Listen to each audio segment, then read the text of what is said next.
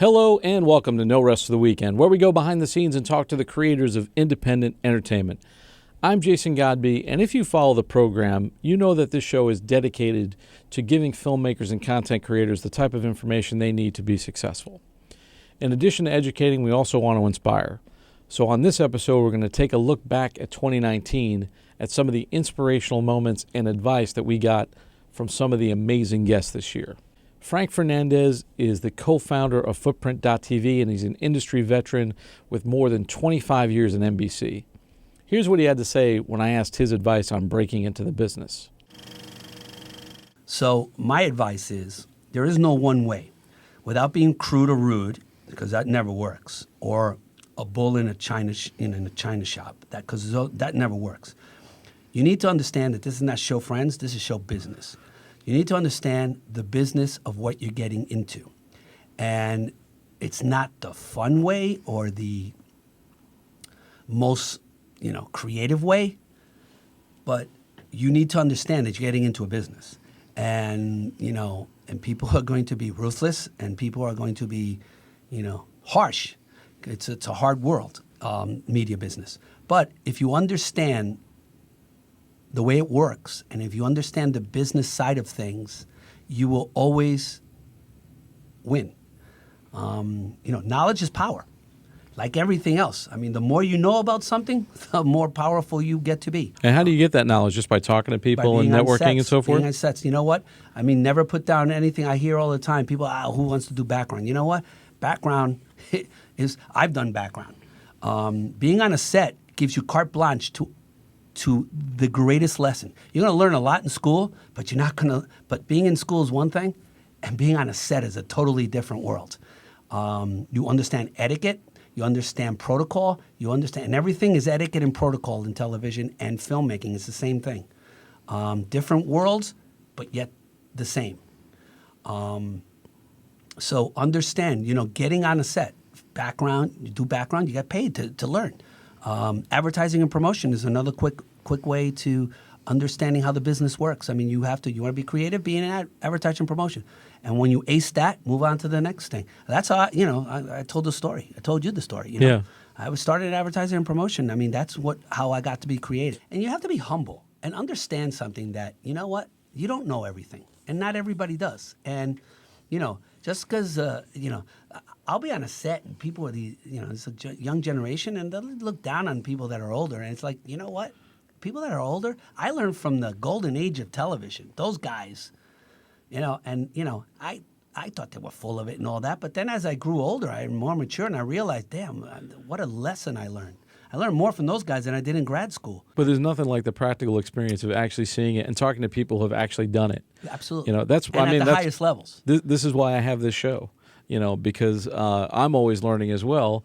And I want people who know what they're talking about to be able to inform the audience, and from a practical perspective, not in theory, but in actual practice. Absolutely. Theory is only going to get you so far. I mean, you need to be humble enough to get on a set, however you can get on a set. And then when you're on a set, look, listen, and learn, and don't talk.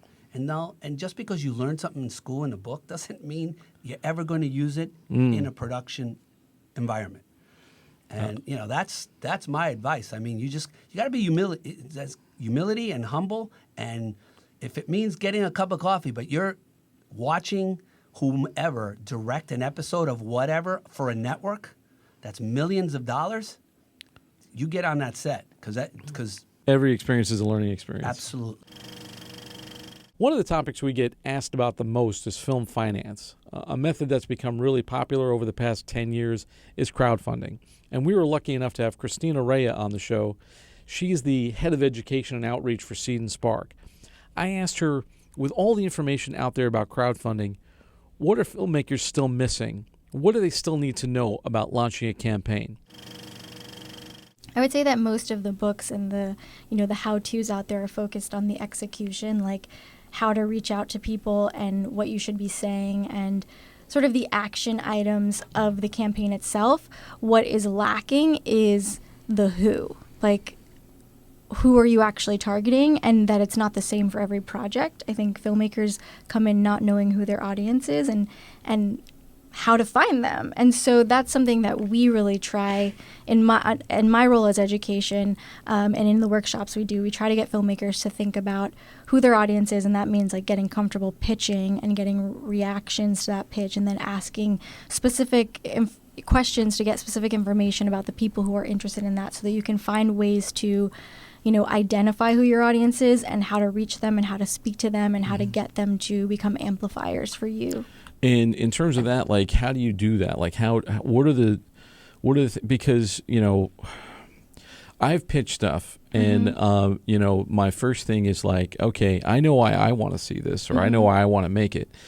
Sometimes I'm like, does anyone want to see this thing? Like, how do I get it so that, you know, this is the type of material that I go, you know what, this is right for an audience. And a lot of times I think you kind of have to beta test it. Yeah. You kind of put it out there, and, you know, I like to talk to civilians, you know, people who aren't in this business, because talking to a filmmaker or talking to, you know, another content creator, they're a totally different ball game than talking to like a real person who just watches movies and doesn't make them. Is there any kind of proven method for that you've seen, that where people have been able to, like, I don't know, either reach out to people on social media or talk to friends, or like, what do people do in terms of like, how do you find your audience kind of thing? So an exercise I like to do is get someone in a room, you know, if I'm teaching one of my workshops, and I'll say, someone in here, please pitch something they're working on. And especially if they don't know who the audience for it is. And then it takes maybe a while for someone to actually raise their hand and agree to pitch. That's intimidating. Yeah. But I think it's important as filmmakers, we have to get comfortable, you know, talking about what we're working on. And so when someone eventually does, then I'll ask the room, you know, to raise their hand if they would truly watch that. And that's a key factor, is like getting comfortable asking people. Well, that doesn't sound terrifying or anything. Right. You have to be comfortable hearing no. Maybe, part of the job, you know? Man. But what, you know, it gives you a strategy. You know, you don't want to go in and make something and then not know how to get it seen, you know? And so, because filmmaking is so much work, and to do all of that, to spend that kind of money and then not know what to do with it after, I think is the worst thing. And so eventually, if you can get someone to say yes, and yes, hopefully they're not filmmakers themselves. And so, like, for me, for instance, I have a local barista. She knows I'm a filmmaker. She asks me what I'm working on all the time. Perfect person to test out. Oh my God, that is so awesome. Pitch your barista. Yeah. I mean, pitch your barista, pitch your bartender. That's awesome. Yeah. I'm going to embroider that on a pillow. That's amazing. But then you want to collect information. So, like, you know, what social media platforms do you use? What kind of blogs do you read? Where do you hang out online? What are your hobbies offline? Little things that give you details about the type of person that wants to watch your thing, and find out why that intrigues them. Like, what is it about my pitch that you liked? So that you then have ways of reaching out to people and saying, hey, you know, you like this kind of stuff, or you care about this, or, you know, you are craving this from your content, and making your film like an offer to them. Is there a difference between, and I'm splitting hairs here, but is there a difference between the audience that you pitch that would want to contribute to your campaign and just your run-of-the-mill audience member who would want to watch your movie? Because in this instance, when you're trying to crowdfund, you're looking for the former, really. Yeah. I mean, of course, you want the latter because you want people to see your thing, but you're really looking for someone who's, you know, more than I'll click on that, more than I'll share that, or I'll like it, or whatever, I'll buy that. And is there a difference between those two people, and how do you find the people who are serious enough that would say, who believe in the idea, that want to give money to it? I would say there is a difference, though. As you said, you definitely want to reach just the viewers, especially because they will, you know, when the film's done, be there waiting to watch it. And they could also be the people who spread the word to reach those real contributors during a campaign. So you do want to target them both. I would say that the why is the biggest thing. Like, finding out when you pitch to people, you know, are you just like, oh, that sounds cool, I would watch it, or are you excited about it?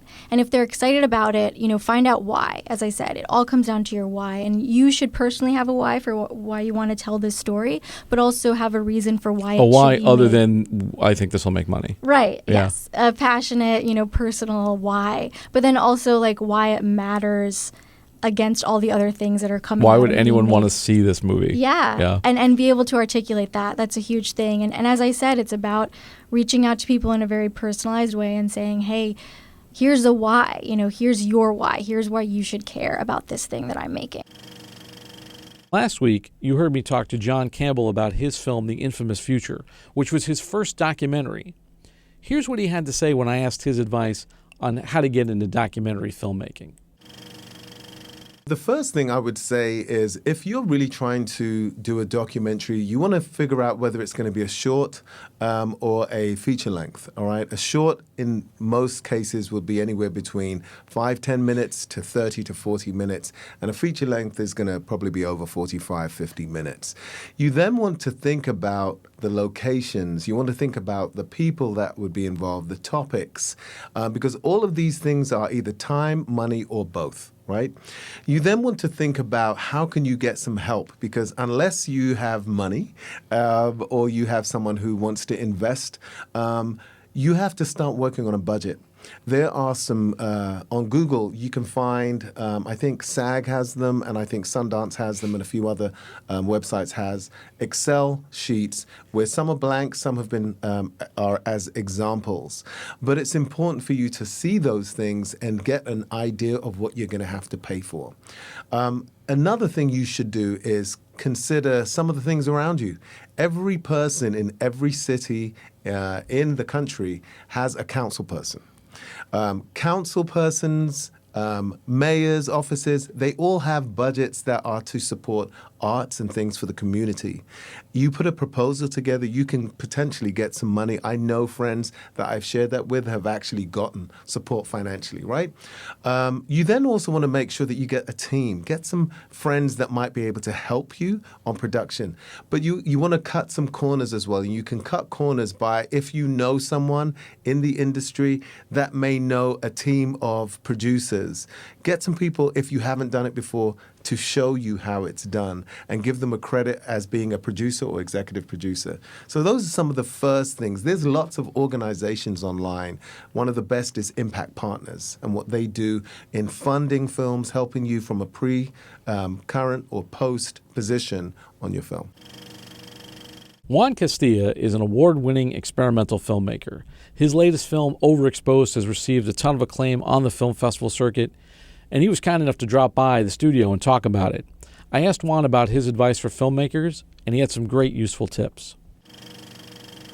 But one thing, as I would recommend for filmmakers is many times directors, they have assistant editors or editors, and they give the footage to them, and sometimes they don't really watch everything. But what I recommend, even if you have an assistant editor or somebody that's logging for you, I will actually recommend, I do it, to log everything yourself, to almost write, every clip, exactly what you see, your thoughts, because that is going to help you, if you really write everything in the clip, then you're going to later think about, here I can use this and that, everything makes more sense when you write it. The most key is how communication, and what I did is I create a master screenplay where from day one I wrote it with every little detail, and I will put all the departments, I will underline with a color for every department, but I will just add everything, and I will have everybody from the cast and crew be able to access this document. And this will keep us all communicated, all with checklist, and something that is accessible, not something that only the DP is going to be able to see, but anybody can access from any computer, So in that way, we knew that we were all in the same page, I think keeping something like that from day one until I have it until now, until post-production, makes the film cohesive, Netflix and other streaming services have become a home for indie film and series. See You Yesterday is one such film. It's a sci-fi film about two kids from Brooklyn who invent time travel in order to stop a police shooting. I spoke to the director Stefon Bristol about his struggles making the film, and he gave his advice for filmmakers. I would imagine, because you'd made shorts before this, but this is your first feature. Yeah. And going through the whole process, so first, just getting the movie made, and then going to, the process with Netflix and getting it released. what were the kind of things that you learned along the way? Because this is your first time through this process, right? Yeah. So I imagine it's a huge learning experience for you. It's fast too. Yeah, you got to like hit the ground running. You know, like I said, like I didn't imagine I was gonna be just a studio film. I was like, okay, we're gonna make a Ricky Dinky film, just to show who I am, and hopefully a lot of people see it, and then I'll figure out my next move. Because I have something very strong to say, I have something specific to say. And I just needed to get this movie out. Sometimes I think it's a matter of timing. Yeah. You know, and you had because sci-fi is really big right now, and and the subject matter is very topical. So you were able to kind of hit two buttons of both genre and social significance at the same time, which not a lot of movies can do. This is really sort of a magic bullet of a movie in that way. I was just. When there's a will, there's a way. I know that this was the film for me, and I had a mission, and I believed in myself. I had faith. I'm a faith-based person, and I just wanted to do what I want to do. I feel like I've probably said this on the show before, but like being a filmmaker is almost like being a clergyman or something. Like you have to have this like unshakable belief in yourself and your abilities, and like am I is what I'm believing in real? And most people don't know until it happens to them. Speaking on that, I made a lot of sacrifices to get this film off the ground. I have cried. I have, sometimes I had to get off Twitter. Because I was cussing people out when I was supposed to not be cussing people out on Twitter, because I take it personally because they don't understand the amount of stress and fatigue and helplessness sometimes just to get this movie off the ground. Have I got it a lot easier than a lot of filmmakers? Sure, and I'm not gonna deny that. But I still had to make sacrifices. I couldn't get a full-time proper job. I had to ask my mom to help me pay rent. There's a lot of things I had to give up for just to make this movie that I can't name. Not to say it's terrible, but it does challenge. It does challenge me, and now I'm glad it made me grow. But if me and you are like alone right now, bro, I will break down and cry.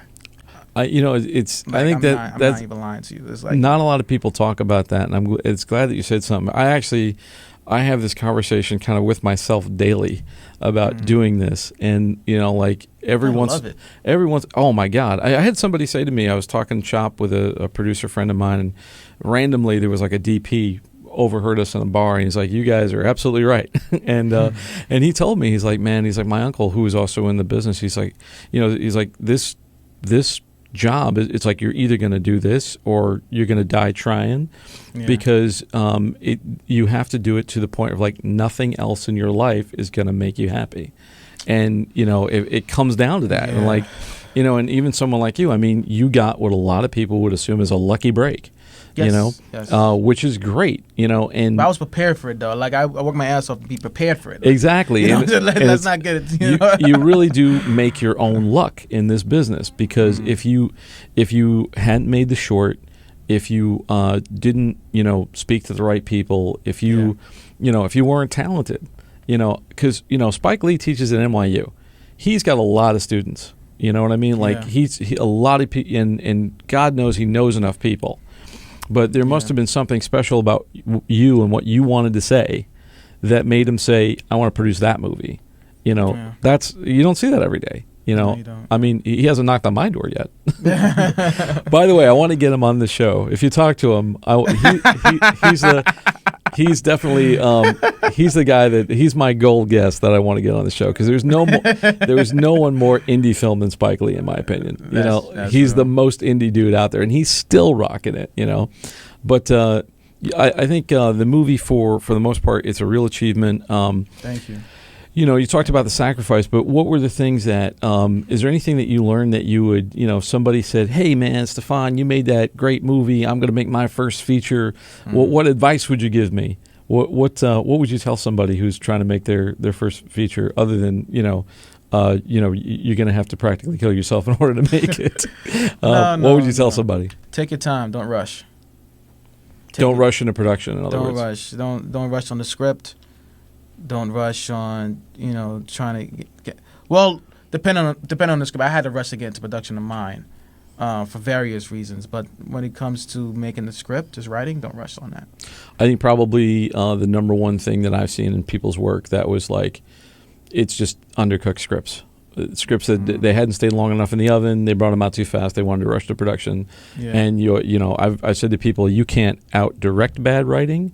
You can't out act bad writing. No, you can't outrun bad writing. Man, it's one of those things where you can't polish doodle. Yeah, it's and people try to do it all the time, and they don't usually realize until they're really far down the stretch. Until they're like in mid-production, like, oh my God, and then you're trying to save the thing in rewrites while you're going, and it's just a nightmare to try to get the film off. But that's a great thing. I think the fact that you had because you had already you'd been building on this foundation for a while. You've been working it for a while and working on the idea and getting feedback. And feedback, that's another important thing that a lot of people don't get. A lot of feedback. Yeah, I mean, and you're working with somebody like Spike Lee, who's, because this script... I didn't get feedback just from him. I had to, beg and ask professors to look at it, and I had to do a table reads with the actors. But that's a good trick for filmmakers. What's that? Do a table read? Do a private table read. Don't invite friends. Don't have an audience. Invite actors that are kind of like the type of those characters, but you're not going to cast them. Right. Because if you invite actors that are exactly like that type, they expect you to cast them in a movie, and you don't want that, because the purpose of the table read is to hear it, because you need to hear it. Like, once you get the script into a really good draft, see if the music is there, in other words. Exactly. Yeah. Some of the most inspirational advice has come from some of the many actors who have come and visited us here in the Rabbit Hole studio. Justina Adorno is an actor making a name for herself on shows like 7 Seconds on Netflix and ABC's Grand Hotel. Here's what she had to say when I asked her about her advice for young actors. Because you've been able to sort of, do things for yourself, and then you've worked on, multiple series projects, and right now you're on a major show. What kind of advice would you give somebody who's like maybe a young actor trying to break into the industry? So much. But I would say to not compare yourself to anybody, first of all, because everybody has their own path, and that's in life, and that's obviously within your career as well. And with that being said, since everyone has their own path, be you as much as possible. If you believe in yourself and this is what you believe is meant for you, then believe in yourself 3 times as much as you doubt yourself. You have to keep going and be as authentically you, because no one else is going to bring that into the room. You can try to be like whoever's in your class, acting class that you're taking, or whatever actor you admire, but at the end of the day, what's going to set you apart and what's going to make your work special is being as honest as possible. I take my acting like that. I bring myself to my characters as much as possible. Because it brings out authenticity. I hear that a lot, but I think it's a lot easier said than done. Oh, 100%. It really is. And that's when you really know, whenever you find that within yourself, going, wow, okay, I'm at that place where I'm like, this is me.